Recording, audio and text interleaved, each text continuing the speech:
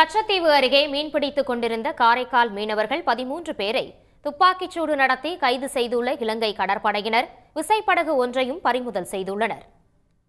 காரைக்கால் சுற்று வட்டாரத்தைச் சேர்ந்த மீனவர்கள் கச்சத்தீவு அருகே மீன்பிடித்துக் கொண்டிருந்தனர். அப்போது அங்கு ரோந்து வந்த இலங்கை கடற்படையினர் எல்லை தாண்டி வந்ததாக கூறி மீனவர்களை நோக்கி துப்பாக்கிச்சூடு நடத்தினர். இதில் 2 பேர் காயமடைந்த நிலையில் 13 மீனவர்களை ஒரு விசைப்படகுடன் சிறைபிடித்துச் சென்றனர். 20 விசைப்படகு காரைக்கால் சேர்ந்த 20 விசைப்படகு வலையிட்டு கொண்டிருந்தப்போ காரைக்காலை சேர்ந்த மெதிலன் போட் என்ற படகுகிட்ட ஸ்ரீலங்கா கடற்படை துப்பாக்கி சூடு பண்ணாங்க. துப்பாக்கி சூடு பண்ணி 2 மீனவர்கள் மேலே துப்பாக்கி புல்லட் பாஞ்சிருச்சு.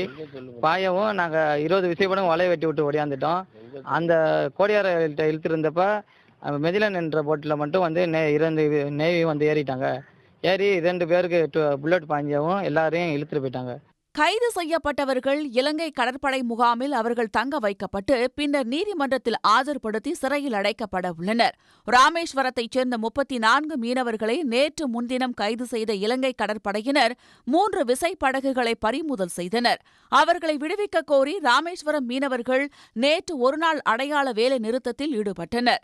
வருகிற வெள்ளிக்கிழமை ராமேஸ்வரம் பேருந்து நிலையத்தில் ஆர்ப்பாட்டமும் நடத்த முடிவு செய்துள்ளனர். இந்த மாதம் மட்டும் தமிழ்நாட்டு மீனவர்கள் 55 பேரை இலங்கை கடற்படையினர் கைது செய்துள்ளது குறிப்பிடத்தக்கது. உடனுக்குடன் செய்திகளை தெரிந்து கொள்ள சன் நியூஸ் பெல் ஐகானை கிளிக் பண்ணுங்க.